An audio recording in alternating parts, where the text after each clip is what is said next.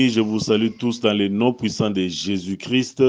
Moi, c'est le pasteur Tony Lokemba et je bénis le Seigneur pour sa faveur et sa grâce qu'il nous accorde ce soir, qui est de parler de sa part.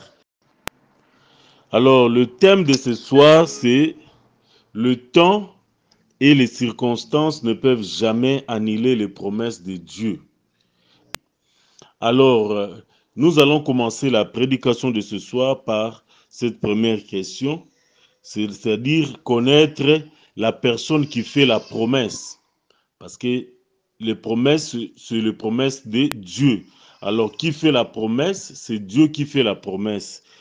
Et ce n'est pas un homme qui fait la promesse. Et Dieu est constant par rapport à l'homme qui est versatile. Alors, la différence, c'est quoi? C'est qu'il y a la volonté, il a la capacité et il est fidèle. Donc, nous voyons ces trois éléments lorsque nous parlons de la personne qui donne la promesse. Et cette personne-là, c'est Dieu. Donc, Dieu, il a la volonté d'accomplir sa promesse. Il a la capacité d'accomplir la promesse et il est fidèle. C'est-à-dire, il tient toujours sa promesse. Dieu ne ment jamais. Et c'est ce que la Bible nous dit dans Nombre 23, verset 19, que Dieu n'est pas un homme pour mentir, ni un fils de l'homme pour se repentir. Donc Dieu reste fidèle à ses premières intentions.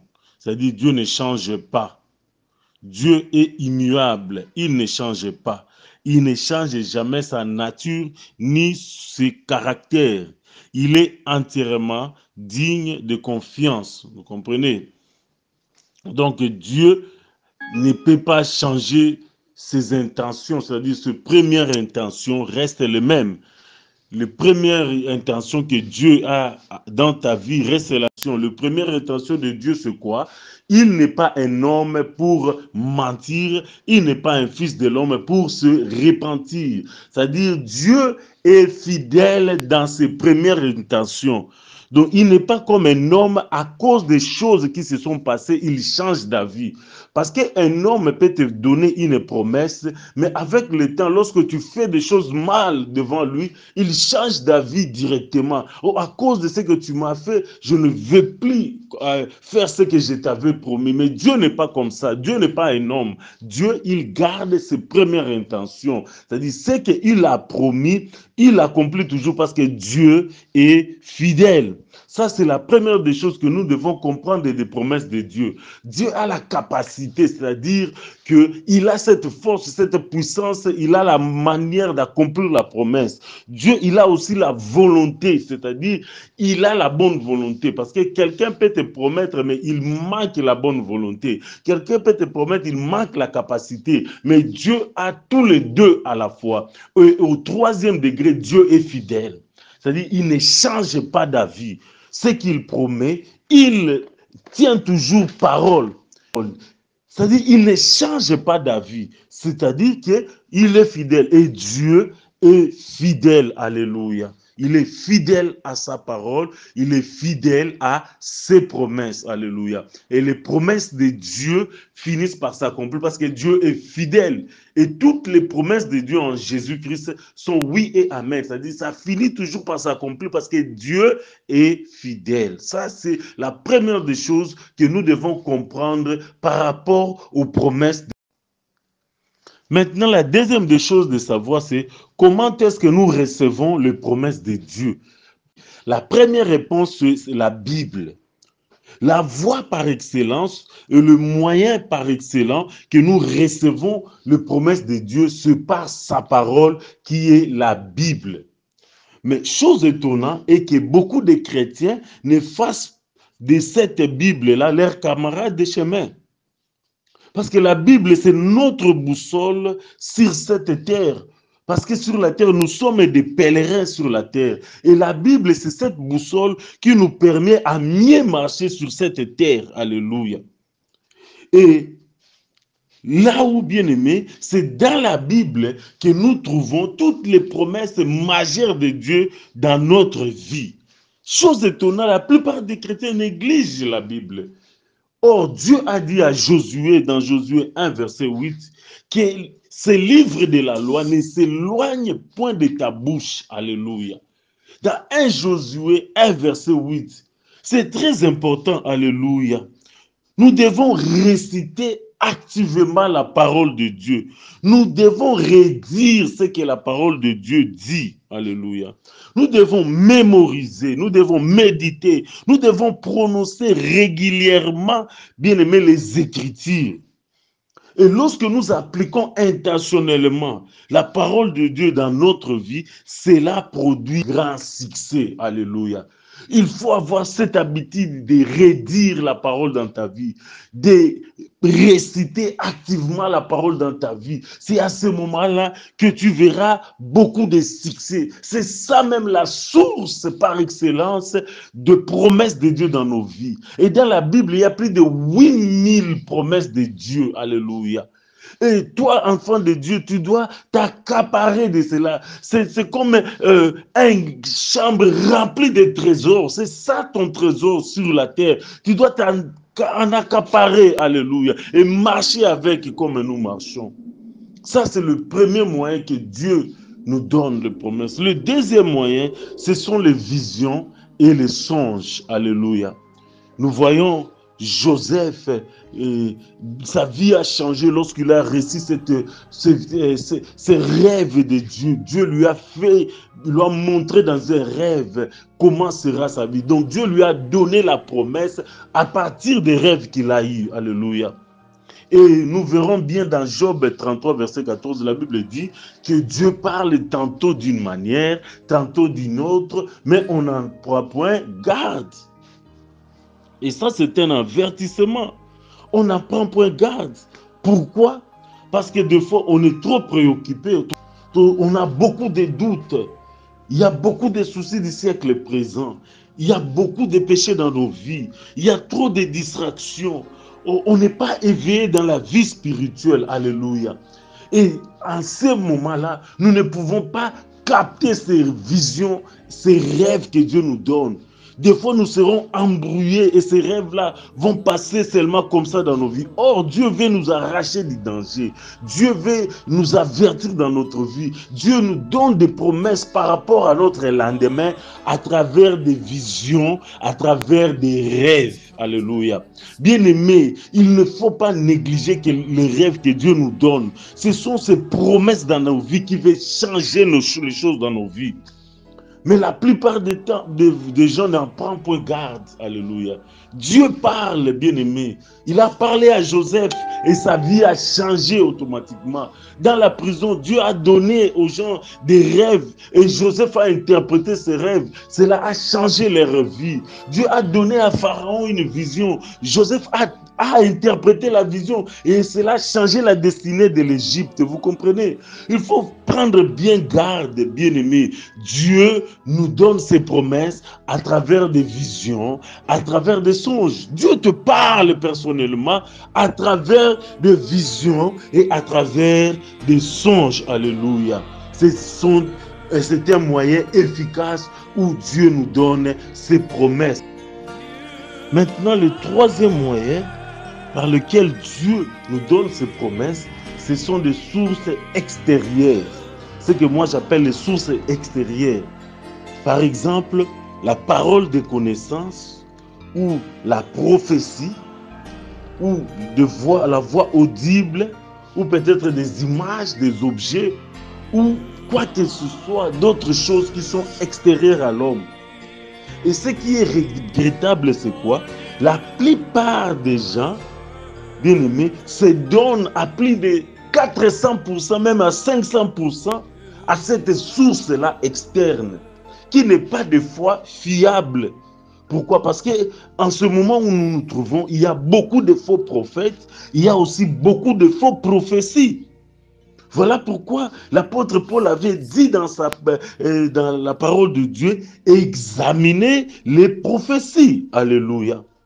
Parce qu'il n'est pas bon d'être des bébés spirituels concernant la parole de connaissance et de prophétie. Il faut examiner la prophétie par rapport à la parole de Dieu. Parce que Dieu ne te dira jamais de faire quelque chose qui est contraire de sa parole. Comme pour être béni, on te dit que oh, l'Esprit de Dieu m'a convaincu, ma soeur, tu dois te laver dans cette eau-là. Cette eau ici est bénie, je dois te laver moi-même, je dois t'appliquer l'huile d'onction dans tout ton corps. Bien-aimé, Dieu ne peut pas nous demander de faire quelque chose qui est contraire à sa parole. Voilà pourquoi il faut examiner les prophéties. Et c'est regrettable de voir que beaucoup de gens se donnent à 100% dans ces dons. Or, nous avons besoin du don de discernement des esprits parce que ceci est spirituel. Tu as besoin de quelque chose de spirituel pour comprendre que ceci vient de Dieu ou ne vient pas de Dieu. Alléluia. Et c'est aussi une autre source où Dieu nous donne des promesses, des visions et des prophéties et des paroles de connaissance. Mais en ceci, nous devons quoi? Nous devons être prudents et examiner ces sources-là. Alléluia. Alors, ma question est de savoir, les promesses de Dieu dépendent de quoi pour qu'ils soient accomplis, pour qu'ils s'accomplissent dans notre vie? Ça dépend de quoi? Alléluia. Et la grande réponse est que cela dépend de la grâce de Dieu, l'œuvre de la grâce. Alléluia. Parce que toutes les promesses de Dieu nous arrivent dans notre vie, ce n'est que la grâce de Dieu. Parce que la grâce est une faveur imméritée. C'est la bonté de Dieu. C'est l'expression de l'amour de Dieu. C'est la faveur divine, alléluia. Et cela ne dépend pas de toi, alléluia. Les promesses de Dieu dans ta vie ne dépendent pas de toi. Dieu donne ses promesses dans nos vies, c'est par sa grâce, c'est par sa bonté. C'est l'expression de son amour, alléluia. Et lorsque nous voyons la grâce, c'est-à-dire, cela ne dépend pas de l'homme. La part de l'homme est minime, bien-aimé, voire même inexistant et des fois inconscient par rapport à l'accomplissement de la promesse. Je sais que la plupart des gens disent que Dieu a sa part et l'homme a sa part. Mais la part de l'homme dans l'accomplissement de la promesse, des fois, elle est insignifiante. Tout ce que nous avons à faire, c'est obéir à Dieu et suivre Dieu et croire à la fidélité de Dieu.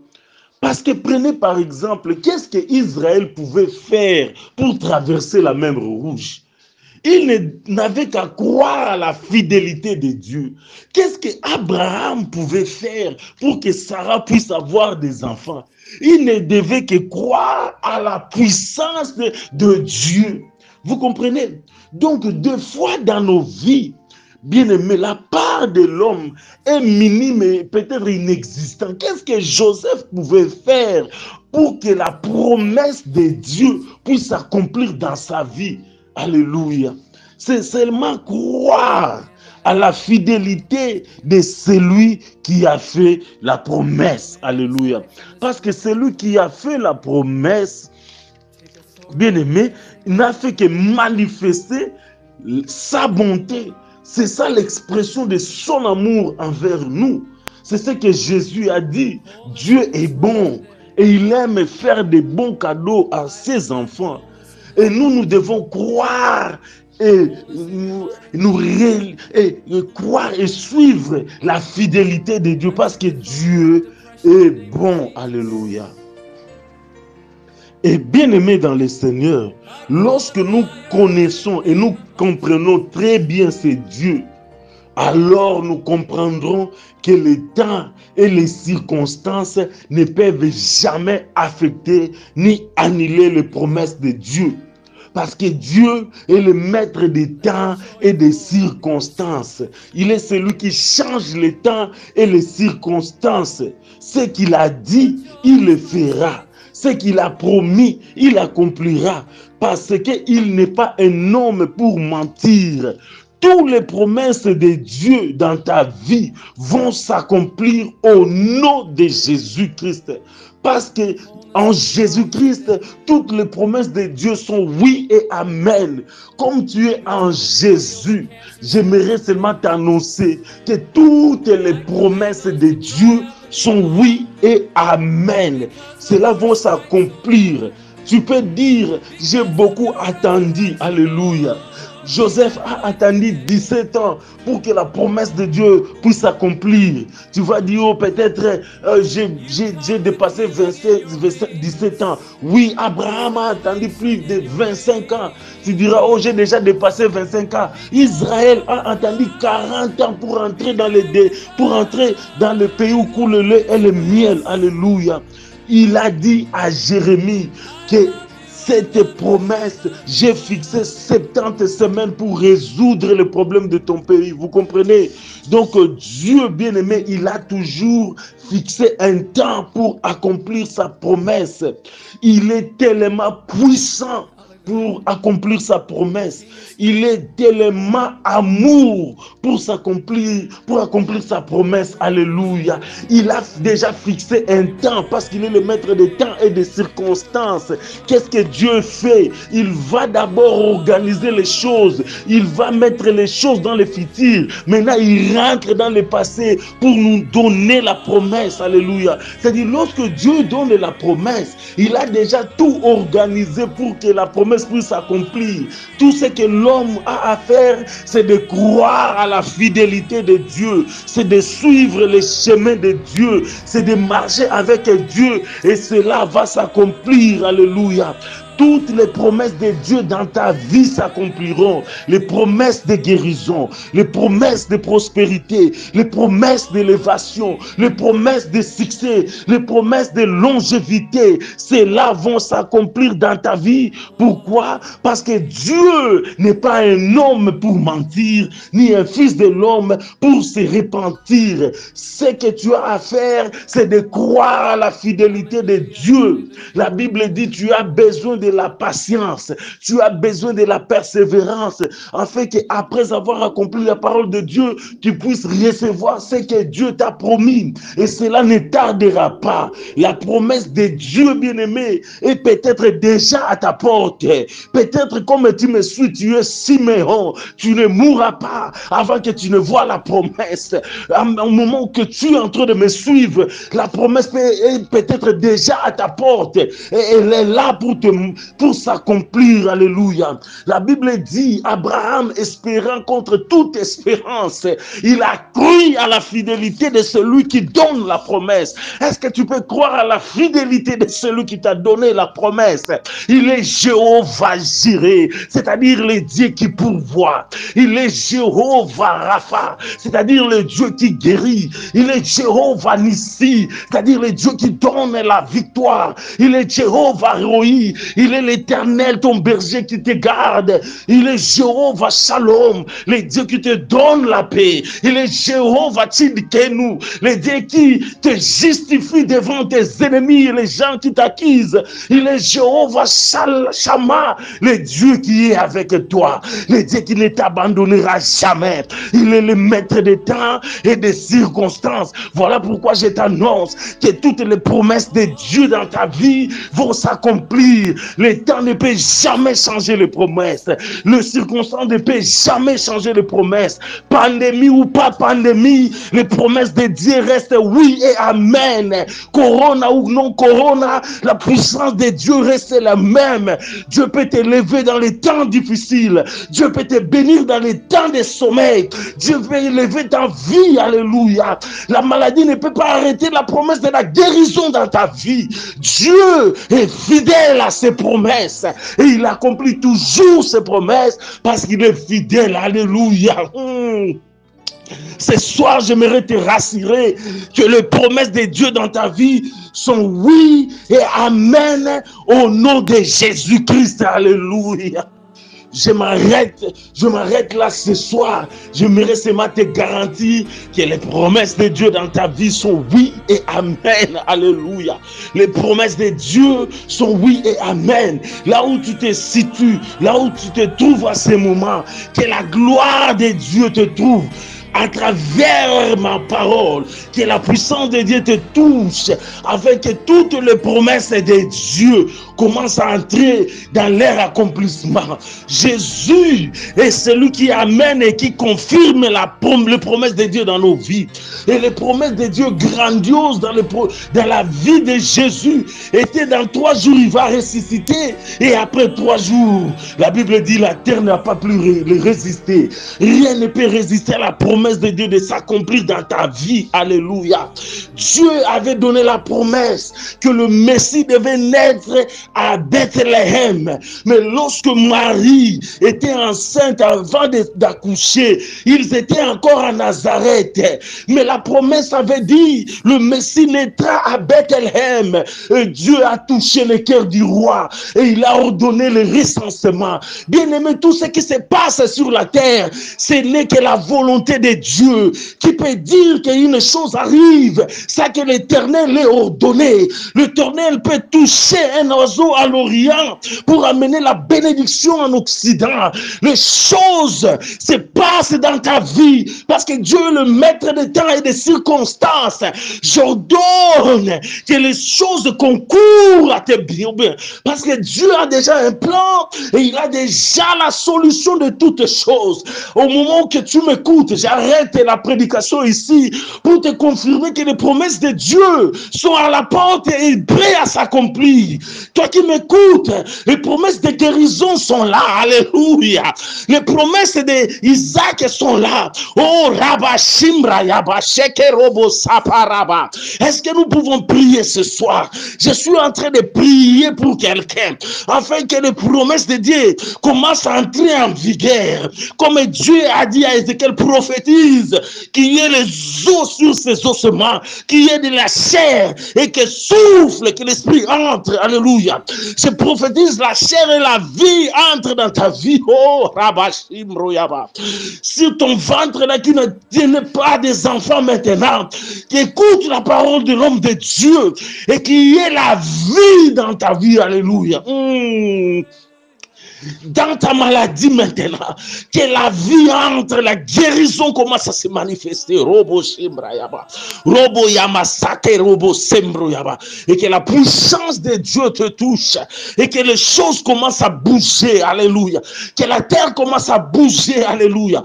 Là où on t'a enfermé, que cela commence à bouger, parce que la puissance de Dieu descend. La Bible dit toute puissance m'a été donnée sur la terre, sous la terre et sous la terre. Au nom de Jésus, tout genou fléchisse, alléluia. Maintenant, tout genou est en train de fléchir au nom de Jésus dans ta vie. Et les promesses de Dieu commencent à entrer en vigueur. Toi qui avais besoin de la guérison, reçois cela. Au nom de Jésus, sois guéri. Au nom de Jésus, va de l'avant. Au nom de Jésus, vois la solution. Au nom de Jésus, que ta vie monte. Au nom de Jésus, que les choses changent. Que la puissance de Dieu se manifeste et que la mer rouge se sépare et que de nouvelles choses commencent dans ta vie. Reçois cela au nom de Jésus. J'ai béni ta vie, que ta vie ne soit plus la même. Reçois la grâce de Dieu et que la même puissance de Dieu soit favorable et accomplisse dans ta vie. Sois béni au nom de Jésus. Alléluia. J'ai ainsi prié, alléluia, que le Seigneur te fasse du bien et que sa main soit sur toi, au nom de Jésus. Et j'ai ainsi prié. Quelqu'un dit avec moi, Amen.